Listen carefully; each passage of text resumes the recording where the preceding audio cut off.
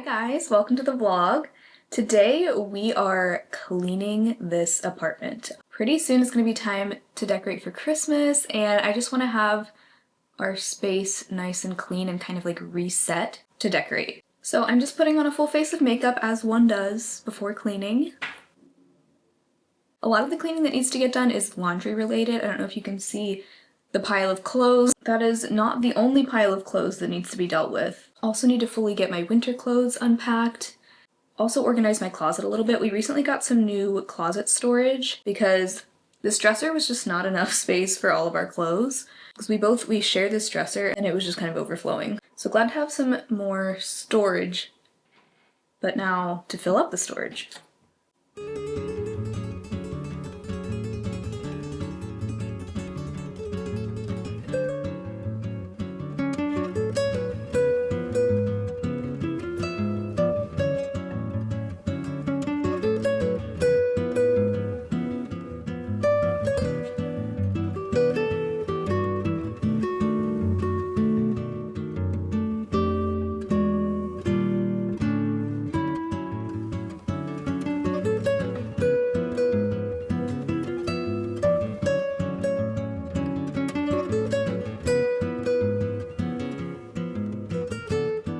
Alright, there's the makeup look. I feel ready to clean now.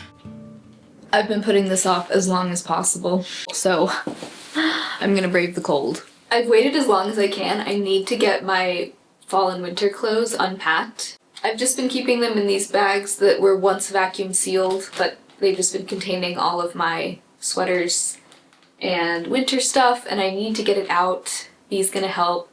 I'm gonna wash all of it because honestly it just smells kind of stale, you know, when something's just in storage. They also just kind of smell like plastic from the plastic they've been stored in, so I'm gonna give them a nice wash. So I'm just gonna do one big delicate cycle because I don't often do a dedicated delicate cycle, and I feel like I never have enough things to put in a delicate cycle at one time.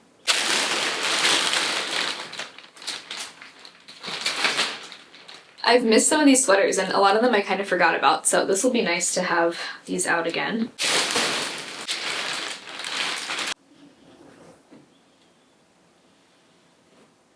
Some of these I'll save for a non-delicate cycle. This has become the desk of shame. So these are clothes that I've worn for like maybe half a day or something, but they're not quite considered dirty. So ideally, the protocol for these clothes should just be that I fold them up or hang them up and put them away, rather than leaving them in a pile. But as you can see, that's not what has happened. So let me start by putting all these away. Then there's this situation. These are winter clothes that I have unpacked, but they need to be washed. Let's start with these, then we'll tackle these.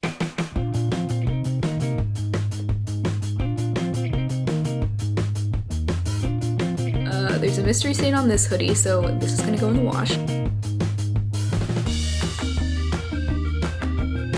This dresser, you saw us put this together in one of the moving vlogs, and overall we like it. The only complaint I have is the drawers are really small. Like, let me show you. Like, this is how far the drawers come out. But I just got this set of drawers for a little bit of extra storage. I'm thinking what I'll use this for is maybe off-season clothes. Like, a lot of my summer athleisure, like these are all like skirts and shorts, things that I'm not gonna need to wear for like a few months. So I think I'll take those out because this drawer is way too full as it is. I need to just like rethink everything. I also have some shorts, like biker shorts in here that can come out for the winter. Okay, yeah, this is gonna be good. I'm feeling better already. Also took all my shorts out of the dresser.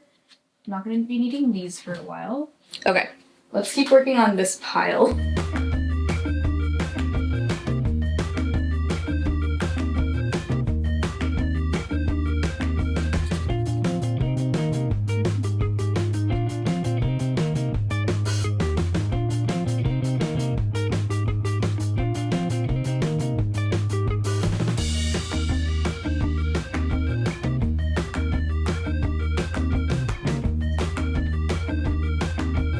So previously I had all of my t-shirts, like t-shirts I would sleep in or just kind of lounge around in, hanging in the closet because the lack of drawer space. But I needed more hangers.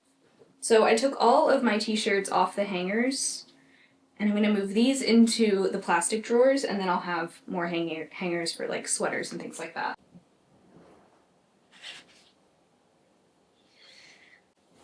I also have a mountain of laundry to fold. So much laundry. So I'm gonna pull up a YouTube video and fold all of this stuff.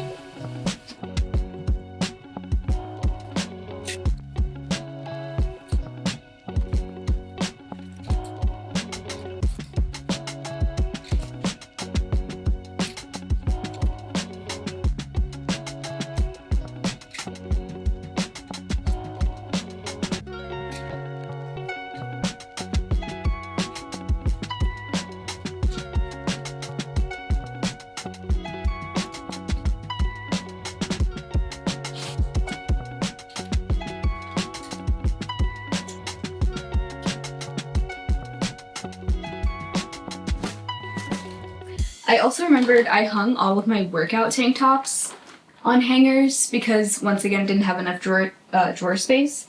But now I can move those into these plastic drawers, and that way I think I should be good on hangers. I thought I was going to need more, but false alarm.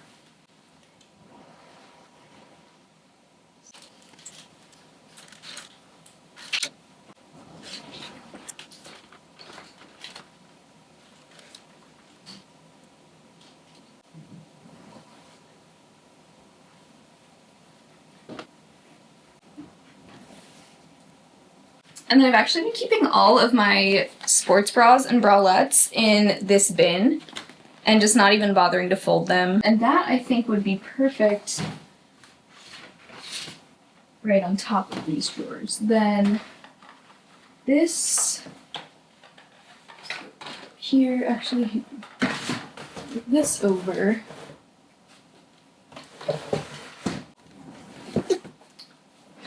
This can go up here. Okay, that's actually way better.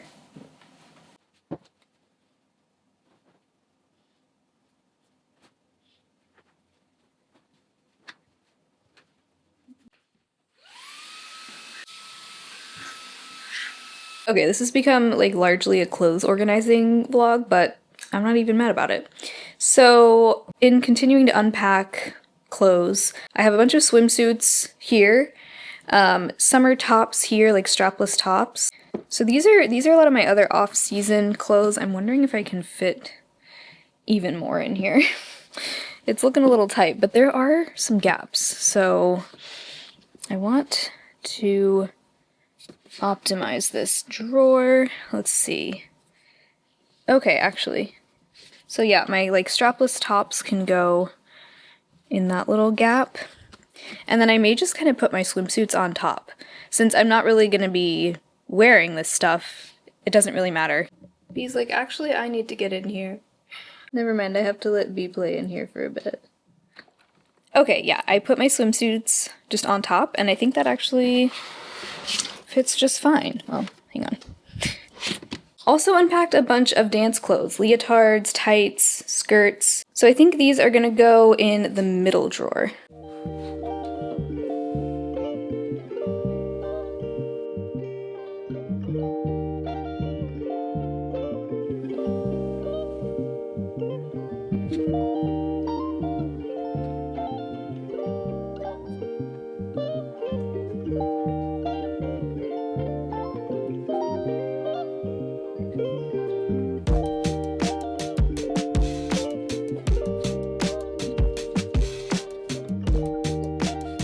Okay, so here's what I put in that middle drawer, mostly dance stuff. So I have leotards, tights, skirts, Bee is biting the drawer, leg warmers, and my shoes. And then here I have some, this is like not dance specific, but some shapewear that I like hardly ever wear, and then fabric tape, boob stuff. So that's that. And then in this top drawer, I ended up putting t-shirts and workout tank tops. But then here's something I don't know where to store, and it's my scarves. Actually, maybe I'll hang them in our coat closet. Okay. Okay, I think that will actually make me much more likely to wear my scarves, having them right next to my coats. Alright, where are my cat parents at? So, of course, any monthly reset day has to include a deep clean of our cat's litter boxes. Not super glamorous, but very necessary for keeping our kitties happy and keeping our house smelling fresh. And while we clean out these litter boxes, it feels like a great time to tell you about the sponsor of today's vlog, Pretty Litter. We recently made the switch to Pretty Litter, and if you have cats, you know just how important it is to find a litter that everyone in the family is happy with.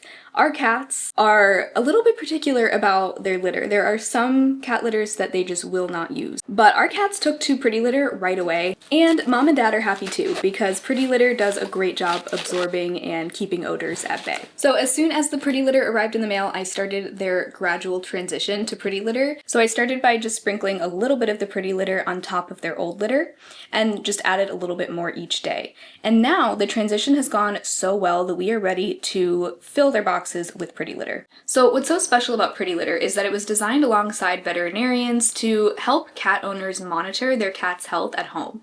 And it does that by testing the acidity and alkalinity of your cat's urine along with the presence of any visible blood. And so, for example, if I go to scoop their litter and I see dark yellow or olive green, that means that their urine is falling within a typical range. But if I see blue, orange, or red, that could mean that a potential vet visit is in order. And especially since one of our cats has a history of urinary crystals, I so appreciate the peace of mind that Pretty Litter gives me when I scoop their boxes. Now, of course, only a veterinarian can diagnose an illness, and Pretty Litter can't detect every feline health issue or prevent or diagnose diseases. But it's a great tool for monitoring, allowing me to check on my cat's urinary health right here at home, and potentially even giving me the ability to notice an early color change and prevent a bigger health scare down the road. So we are big fans of Pretty Litter in this house. If you want to try Pretty Litter for your cats, go to prettylitter.com and use my discount code Sarah_Rose_Beauty for 20% off your first order. And thank you so much to Pretty Litter for sponsoring today's vlog.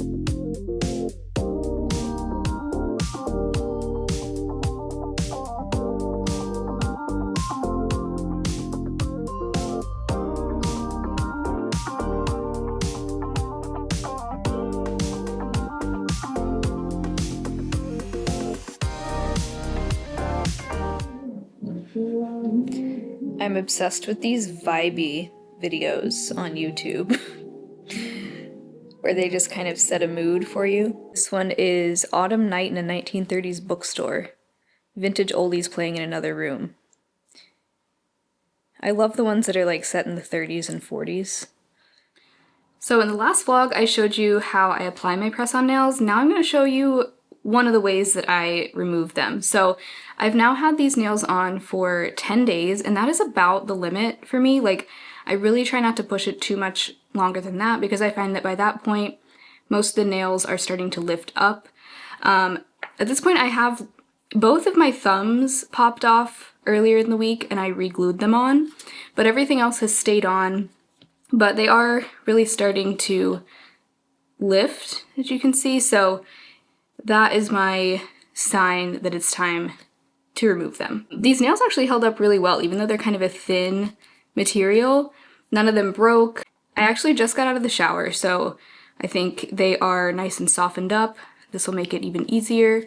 I've actually never seen anyone else do it this way, but this is my favorite way to remove press-ons. This will be a good example because this one is definitely lifting up. But I will go ahead and clip both the fake nail and my real nail, because at this point my real nails have grown out like a couple millimeters. So I will just clip both of them, just like that. And usually this lower part of the nail will lift right off. Yep. Typically I find that like by the end of the week, or you know, the end of the 10 days that I have my press-ons on, it's closer to the tip of my nail where things are still stuck together. So that I find is really the best method for removing them.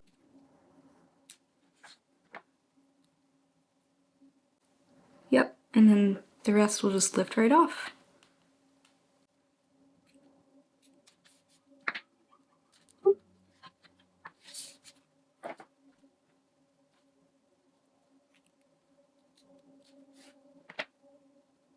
Yeah, these are coming off really easily.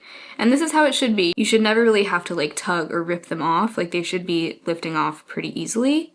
My thumbs might be a little harder to do because like I said, I did re-glue these just a couple days ago. But let's see. Oh, nope, it's coming right off. Perfect. And sometimes I like to just use one of the fake nails to kind of wedge under to help me lift them off. Yeah, these are coming off so nicely. I'm really pleased.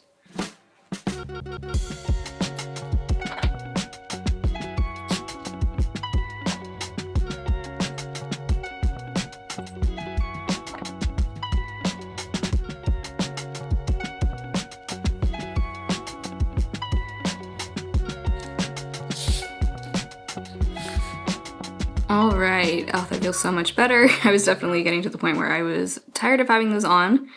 All right, so I trimmed my nails all the way down, washed my hands, and then put on some hand cream, and this is what they're looking like now. I'd say they look pretty good. You can see just a little bit of damage to the nails. I think that is inevitable, honestly, with press-ons. But a lot of what you see there is actually glue just left over on the nails, and it'll just like flake off on its own. You could file it down if you wanted or use like acetone to get it off, but I don't mind just letting it kind of flake off on its own. And yeah, so I'm gonna let my nails rest for a couple of days and then I'll probably go in with a fresh set of press-ons. But that is my press-on nail routine. This was much needed. I feel so much better after this nice little reset. Nathan went to pick up sushi, so I think I am going to wrap up the vlog here because I'm getting so hungry and I can't wait to eat sushi. So thank you so much for watching, and thank you again to Pretty Litter for sponsoring this video. And again, if you want to try Pretty Litter for your cat, go to prettylitter.com and use my discount code, which is here on the screen. Anyway, if you enjoyed the video, be sure to give it a thumbs up, subscribe if you haven't yet, and hopefully I'll talk to you very soon in my next video. Bye!